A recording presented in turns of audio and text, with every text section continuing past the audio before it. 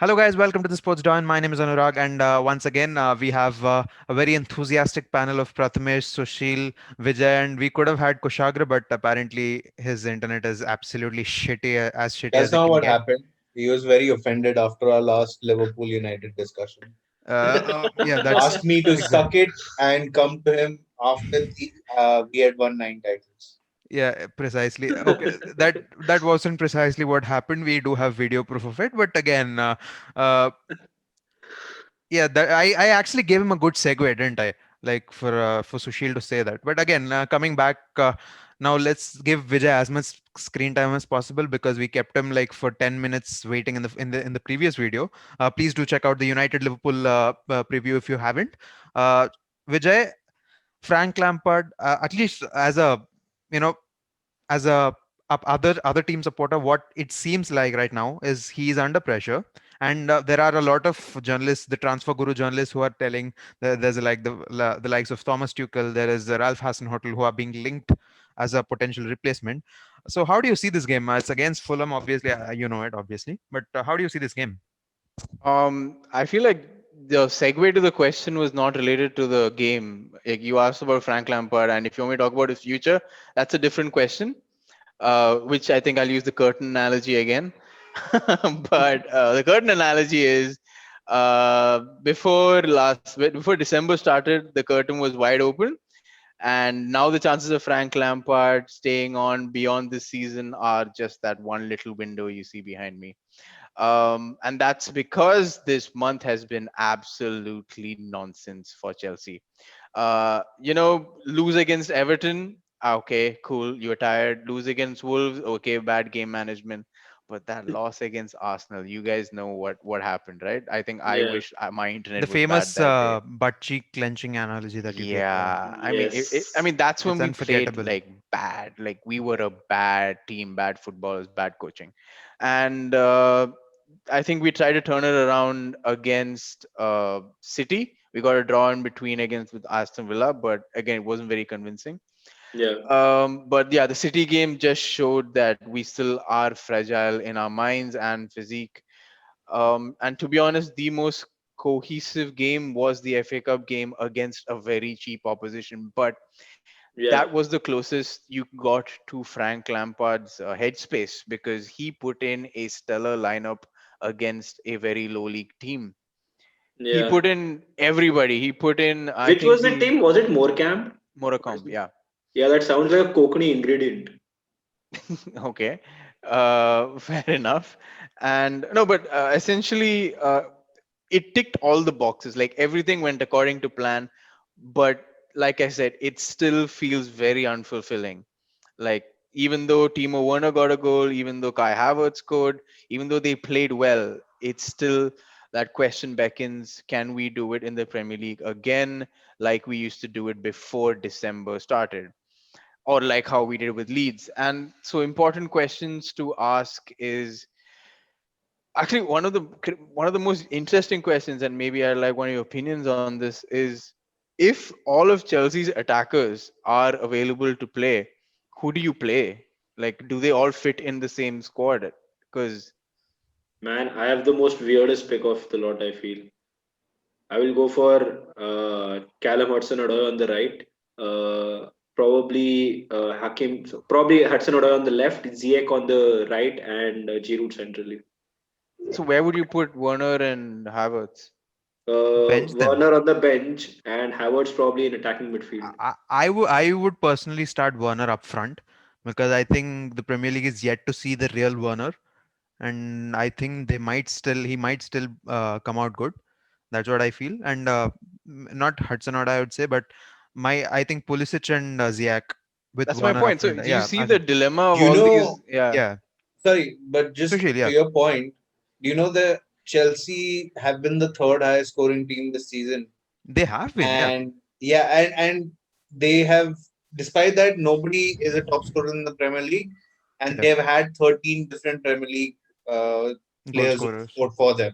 yeah, So Yeah. the fact of the matter is, and I think this was an athletic article that Vijay shared with me about them, yeah, where they just talk about how the reason why this is happening is that Frank Lampard's still not been able to figure out what his favored system is. Yeah. And to your point, Vijay, does it really matter who's playing?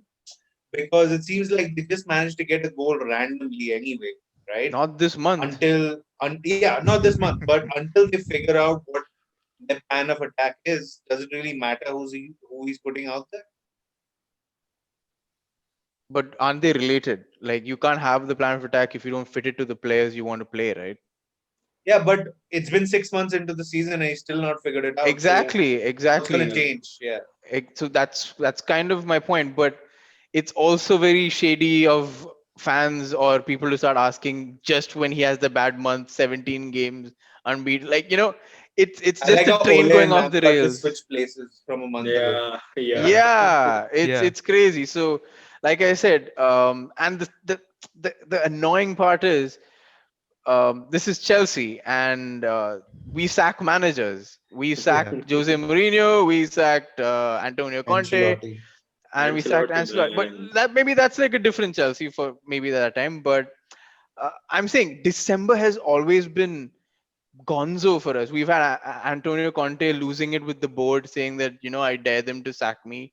Then Yeah, Mourinho losing his shit and losing his job also Yeah. December, and yeah. Sari also. That's when fuck Sari ball happened in December. So I'm just saying the last four managers that we've had, this isn't a new problem. So if you ask Yeah. me why I'm not going full United in October, asking questions of my board and this thing, this is normal for us.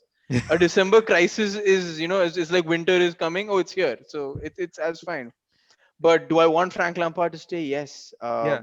Like I said, he Vijay, makes. it's one of those things, isn't it? Like an opposition fan would say it's already 6 months, and you'd say it's just 6 months. Yeah, Yeah, yeah, it's one yeah, of those things. exactly.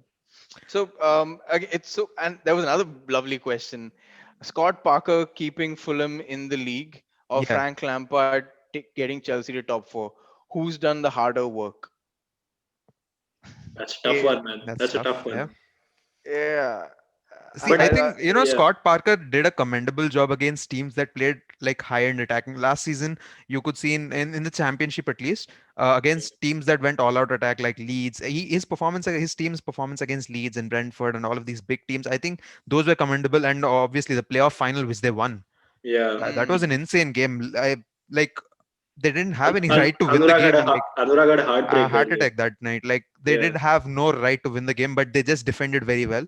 And I think with that philosophy, a lot of teams can actually get to the goals they want in a long term if they do that well, isn't it? Like if you defend well, then more often than not, you actually get the results, irrelevant of how. is it strange that Guardiola is now doing that?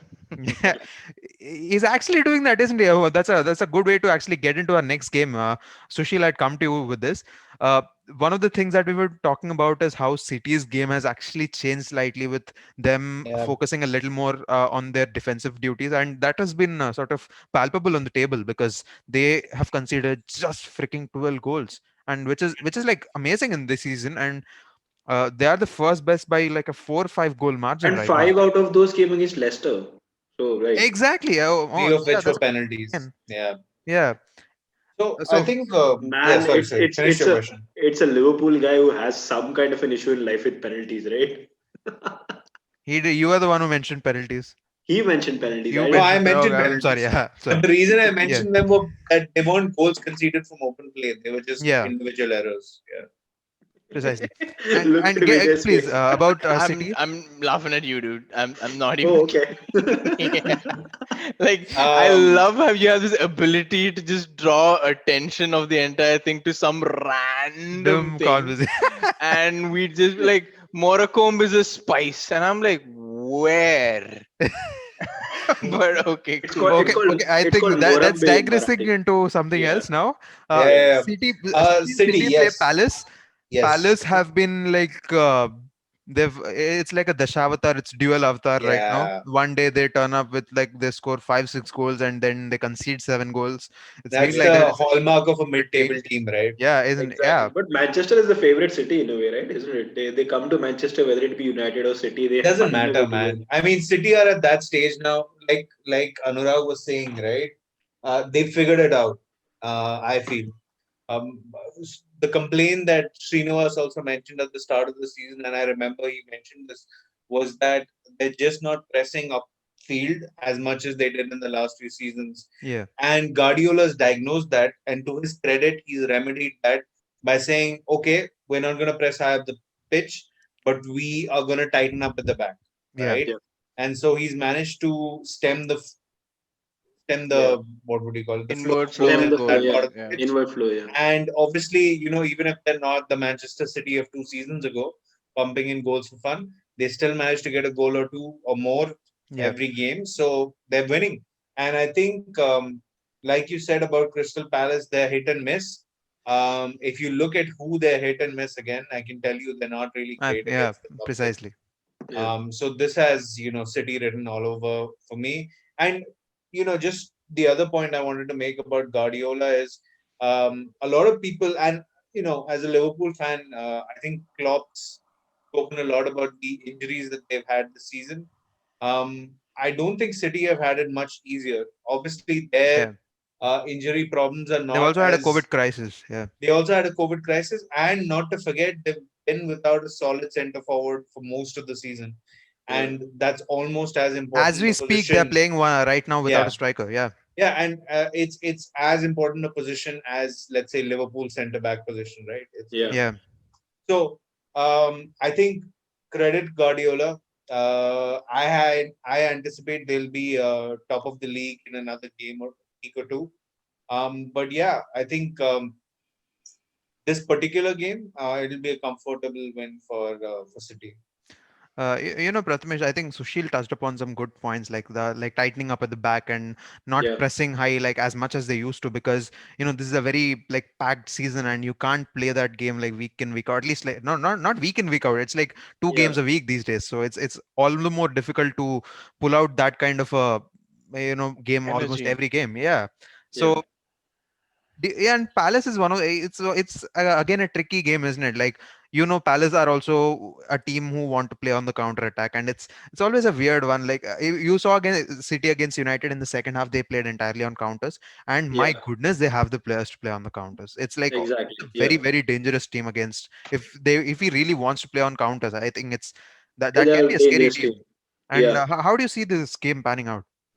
I think another thing that got City into this defense, more defense oriented kind of setup which you're talking about, and stop their pressing in the first place. I felt when they had Sane, Sterling, Silva, and De Bruyne, they knew that there was this guy called Fernandinho who could absolutely Save take their care of ass no matter what. take care of anything, no matter what happens. Also, with the width that Sane and Sterling gave, it actually allowed the likes of Kyle Walker and whoever the left back was on the given day, maybe Fabian Delph, to actually squeeze her in the center of the pitch, and then that press would execute even better. But what happens now is that they don't have that much width, and I think Cancelo's position is still a little difficult to diagnose in a more defensive sense. I think they've worked it out now. It was difficult to diagnose at the start of the season, but I think defensively they've managed to work it out, and then I think that's one major change that's come into City. That is why they're not able to press now, because they don't have that kind of reliability of the Fernandinos. At the same time, they don't have those wide players who can actually create that kind of width in the pitch for actually Guardiola's fullback system to work. Coming to Palace, for them it's a beautiful place, Manchester, because they come here away from the London weather, where things seem to be pretty normal in a sense, to a very harsh weather condition, and they decide, okay, the weather is hard, so we are also going to turn it up a notch. They come to United, they win the game. They go to City, they win the game. They score stunning goals at the Etihad. They scored stunning goals at Old Trafford. So I don't know, man. It doesn't definitely have a writing on the wall that says that City can beat Crystal Palace with a good margin. Definitely, also, it's not a game where I feel Crystal Palace can, win this one. But definitely, I they have a would have strong to. feeling they are going to get Yes, absolutely thumped. yeah, but I It's also feel at the same point, there is something called as a mental advantage, which they won't have an advantage over City, but any other team that goes to the Etihad Stadium right now is in the bottom half of the table as compared to Crystal Palace. It would definitely make a major difference because they have a good record there. They have players who have played there and they've done well. Players like Zaha, players like Townsend. Townsend scored a miraculous goal once yeah, at the the Etihad. left-footed volley. the left-footed volley. So I think they will have that mental advantage. How they implement that tactically is going to be important. Since City don't press the way they do now, I feel it will be slightly more difficult for Crystal Palace, because I felt once they beat that initial press of Man City, they had players like Zaha and Townsend who can hit City on the wider areas. Now City are more, alert to that threat. So now it will be even more difficult for Palace to get something out of this. I expect Palace to throw a little bit of a fight, but then City could actually end up winning this game by a couple of goals.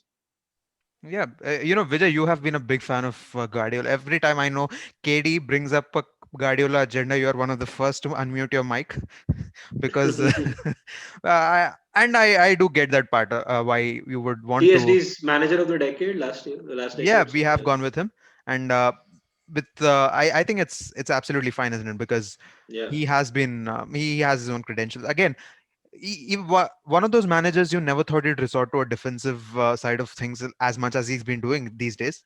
Now he's doing that, yeah. and a lot of fans, as always, they're taking the piss out of him. Of what happened to your attacking football? But I feel it's commendable that he's adjusted to the He's newer. adjusted to that. And Yeah, do you think, this is you spoke about this the last time I remember? He's actually creating a different team than what it was 2 years back. So he's absolutely on the right track, isn't he? yeah, As it I stands. I see. I Guardiola is one of those super obsessive managers or people. I'd say, Yeah. like if he heard what Prathamesh just said, he is going to make the city look less beautiful just for the game. Like you have no idea. And but my point being that, see, this season is the season where you're getting to see a different kind of Guardiola. Like he's rising up to a different kind of challenge, yeah, where he has not the resources, not the complete squad that he always gets every season to make a work of art. It's like, Picasso with not having some particular colors that he wants, and he has to still create a masterpiece. And masterpiece being, I have to win the title because, hello, these guys, the owners aren't some change, supermarket chain kings or anything. So yeah. They are all. and I think he's doing that brilliantly because I think we haven't used words like Guardiola diagnoses a problem. Yeah, Guardiola just comes up with a, ready-made like a proper Italian suit. There is no sewing and stitching and shit like that. He comes up with a work of art, and I'm so glad to see that he's Yeah. actually putting in the work. He's actually making those changes, and suddenly City are back in the conversation of the title. Like it's I mean I think you guys said it earlier in the last one where you said like City can easily come up just because of their easier fixtures. But if you go back to the first few months of the Premier League this season, we would the way they were playing, we wouldn't say they would beat the easy teams as well. I don't think so, because we just kept getting surprised. Like, why aren't they beating these teams? So yeah, um, and yeah, to this point of Guardiola trying something new, trying to build something new, is extremely risky. He is opening himself up to all those naysayers and criticism that I honestly like visualizing that those criticisms just bounce off of his bald head. Like that's just how I think he thinks of it. Like, this is the reason why I keep it so nice and smooth. yeah. But yeah, I honestly I don't doubt him, and I think whoever does is it's probably a biased opinion. Yeah, and one credit to Guardiola. He is one of the managers, one of the very few managers in the world, or probably the only manager in the world, who can get any job in the world that he wants, and people won't at all question him because he has proved it season on season, season on season. Maybe people say he needs a lot of money, he needs a lot of good players, but that's the kind of system that he builds. His style of play needs that good players. You can't just give Picasso Basically gives a chaos. return Yeah. on investment, isn't he? Yes, yes, Uh, he's like your Ambani. So, on that note, coming to his former assistant, Mikel Arteta, there has been a recent, like a swing, a positive swing for Arsenal, Yeah, starting from the game which Vijay just mentioned about at the start of the video. That very disappointing game for Chelsea, and very sort yeah, of a uh, season opening game for Arsenal, wasn't it, Sushil? Like, Yeah, you yeah, could sense that they, although I don't agree with the fact that Saka meant that goal, or I didn't Yeah, agree to the fact that they actually played very well that night. They just got the goals, they got the confidence. They yeah. perhaps deserve that little bit of luck after all the shit that they've been through, maybe. But in the last two games, I think they've put up some very good performances. And do you think there's still a possibility that they could, because there is not a lot of difference, isn't it? Like, apparently there are like 3 or 4 points of Tottenham. So do you think yeah.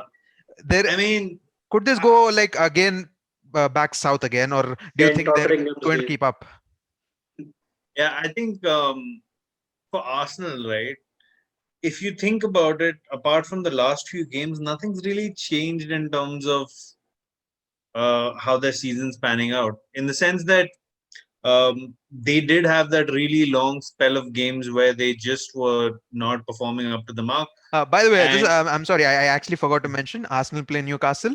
yeah, Uh, yeah, yeah, yeah. we should So probably mention yeah, that. Newcastle just gave Sheffield their first win of the season, so Yeah, Yeah, they haven't been in the best of runs as well. So yeah, yeah. yeah. I think, like I was saying about Arsenal, you know, if you look at it in its entirety, the season's not shaping out the way they would have liked. I think they made some good signings at the start, but they pretty much messed up their season in the first 6 months. Anything they go ahead and achieve now is going to be, just a salvage job. And in terms of what you were saying about them just being a few points behind Tottenham, I don't know what the exact number of points are. Maybe someone can just check the table. They're 3 points But behind Chelsea, 3 points and our behind Chelsea, season yeah. started But way I think different. the key issue is they just don't have the squad. I don't think they have the squad to do it after 38 games. I don't think they have the squad to be able to do it, over the next month or two. And that's probably how things will play out. I wish Sulaksh was here. I would have liked to hear yeah. his opinion And on the Arsenal are recent change in six form. behind Tottenham. Arsenal are six behind Yeah. Tottenham. So, It's been a so, while since we've heard anything from Sulaksh. yeah. Yeah. Yeah. So I think one thing I will say, there's some good news for them overall. I think Martinelli is going to be back in the squad soon. I don't know if he's going to play against Newcastle, but maybe after that. And looks like they tied down Rob Holding to a long-term deal, or are on the verge of doing so. So those are both really good pieces of news on the defensive front. I think they already have the pieces in midfield to sort of build on. It's just a matter of figuring out where the goals are going to come from, and that's been an issue for them all season. Indeed, that's a very interesting thing. And again, Prathamesh, Newcastle, in recent, they've their idea is quite clear. They're going to sit back. I think it's Yeah, that's what they did against Liverpool. They defended quite well, to their credit, that day. But yeah, again, even in the Sheffield game, defensively they seem like a solid unit. So I think because of the lack of creativity that Arsenal have, I think that could bite them in the ass in this. So like somewhere, somewhere in this game, because you can say it's always this thing about these low block teams, isn't it? Like yesterday against Burnley, you knew these people are going to do something. Like absolutely, like the yeah, clenching butt cheeks analogy that he Vijay gave a few weeks yeah, back. yeah. Do you think it's going to be one of those cases where Arsenal will have all the ball and will struggle again? Yeah, I think the issue is when your best goal scorer, probably one of the best goal scorers in the league, is not performing up to his standards. Uh, Starting from the decision to actually give him such a huge contract to, that's what Arsenal fans have started to question now, whether that was too early a decision that these guys took to give him such a bumper contract in the first place, when everybody in the club was getting laid off left, right, center. At the same time, against low block teams, I feel they miss a certain guy who wanted to join Tottenham imaginarily, or probably not did not want to join Tottenham imaginarily. So against these low block teams, I feel these kind of players are the ones who are going to change the game. Look at Xhaka, look at El Neni, look at Thomas Partey. You don't expect the extraordinary goal that I think which Pogba scored against Burnley, right? It was a very good finish. You don't expect that from a Xhaka or a Partey, or even for that matter from El Neni. So that's one of the problems, right? Don't have enough proper creative players in midfield. Bukayo Saka is still a very young player to be constantly depending on game in game out. I feel he's. I think if they put a bit too much pressure on him, he either comes out very high off it, or he either comes out, going down the lane. So that's something which is a huge worry for them defensively. I fear that, if they happen to play, a Newcastle team, especially with players like Almiron. Almiron does possess a really good ball carrying threat, and if Andy Carroll is able to bully those Arsenal centre backs, Newcastle have a game on. Newcastle have a game on if they're able to defend well for the first hour in the game, and if they're still at 0-0, then Andy Carroll comes on and starts bullying the Arsenal centre backs. It's going to be a little bit of an issue for Arsenal. Can I just one more point? I think at the Yeah. start, I finally got a chance to look at the table. I think while it's Arsenal are interesting to decent. say no, while it's interesting to say that Arsenal are 6 points behind Tottenham, Tottenham are fifth and Arsenal are 11th, Yeah. which My goodness. means, statistics like that often hide the true picture. Yeah. Yeah. Like we've been saying, this is a shitty season. Yeah. Yeah. Yeah, But I can tell you right now, Arsenal are the ones that are going to get flushed down. So That's a it's brave I thing to have say. this horrid In what feeling, has bro. been a somber video up until now, Sushil has come up with something that sort of brightens up a little bit. The last time, the next game that we're going to discuss, Vijay, there are two things to this game. One thing, there is one manager involved in this game who's actually being linked to Chelsea, Ralph yeah, Hasenhuttl. And the second thing being, the last time this game was played, it records tumbled like shit that yeah. day. Leicester banged 9 goals against Southampton. Obviously, Ralph Hasenhuttl, he had his comeback. He got a 2-1 win at the King Power. That's He a got a different win story. at the King Power. Yeah, Right now, it's an entirely different Southampton that we saw 1 year ago. It's a freaking confident team that is Yep. actually capable of putting down any team possible. I mean, if they can actually bottle down, like if they can put a Liverpool side down, they can actually do anything in this Premier League. And Leicester, when compared to that, it's not much big of a threat, which opens this game quite wide open, isn't it? It actually makes up for me. I think this is as interesting a game can get this week. These are the two teams that are the biggest threat to the usual big four, Yeah, right? yeah, indeed. And these are the two teams who are actually playing With two sort of. managers who are capable of managing any team in the Premier League. yeah, I yeah. With I think Rodgers, maybe, but Hasenhuttl, I definitely would say yes. no. I still feel Rodgers is good in a way. See, the thing is, Southampton managers tend to be these kind of great visionary guys in Southampton, and then they go somewhere else, and they really change. I think all of Southampton managers have been like supremely great for a long time, but then they go somewhere else, and then they just lose their stock. Or maybe it's just me. I don't know. I remember this You're partly correct there, but I think Pochettino has been one such exception, maybe you could say. exception. Yeah, What did he win? Audi Cup. Yeah. Yeah, Odegaard, So Odegaard. Anyway, so my point is, I love these two teams, especially this season. They're actually probably one of the happiest fan bases this season when you yeah, think Yes, about it. yes, They're yeah, yes. actually happier than all the top four teams, I think, that are Yeah, usually there. And I expect Southampton to win just to, you know, I I don't think Hasenhüttl is going to join Chelsea. Like I just don't see that happening. I think what's going to happen is we are going to have Frank Lampard for the end of the season unless the players just start downing tools or something. And we're going to try get the German Nagelsmann. I think that just seems like the Chelsea thing to do, the yeah. smart thing to do, and I think that's what's going to happen if we don't. But with regard to Leicester, Southampton, I'm saying what 3-3 ish. Yeah, Yeah, it's very much possible, isn't it? yeah. Sushil, last time Southampton played Liverpool, it didn't turn out to be a great game for Liverpool, and they did put in a good spirited defensive performance. But this is going to be a lot more open, isn't it? it will. I think the reason that's going to be the case is because Leicester don't necessarily have the offensive weapons Threat. that Yeah, Liverpool have, and yeah, so Hasenhüttl will feel obligated to maybe get more than a goal. yeah. And that So it's will a Rodgers calculate. in a way. Yeah, and that's a calculated risk that these managers tend to take depending on who they're playing, and sometimes it works, sometimes it doesn't. This is yeah, going to be one of those games where I think he'll have a little more freedom to maybe play the way he wants, yeah. and same for Rogers, like you said. So I actually think it'll be an interesting game, and Vijay is not far off from what I was going to predict. I was going to say 2-2 Yeah. for that reason. But I'm really excited to see this. I think Hasenhutl's got a bright future ahead of him. I think I mentioned way back Yeah. at the start of the season that he's one of the people that, Liverpool might I, look at after a yeah, point. Yeah, yeah, Yeah. after a point, exactly. yeah, So, yeah, I'm very pro Ralph Hasenhutl. So is So, Anurag. So yeah, is so is Anurag. Anurag. And yeah, I think, we've spoken about this game already. But I think it'll be interesting to see where Southampton finish at the end of the season. They're, I think, sixth or seventh right now. So yeah, if he's able to get them into or keep them there, given how Yeah. this season is turning out, I think that'll be a great achievement for him. Yeah. The yeah. Europa League or the Europa Conference, I think will still be pretty. Europa Yeah, League is what they will be targeting, I feel, not the conference. correct.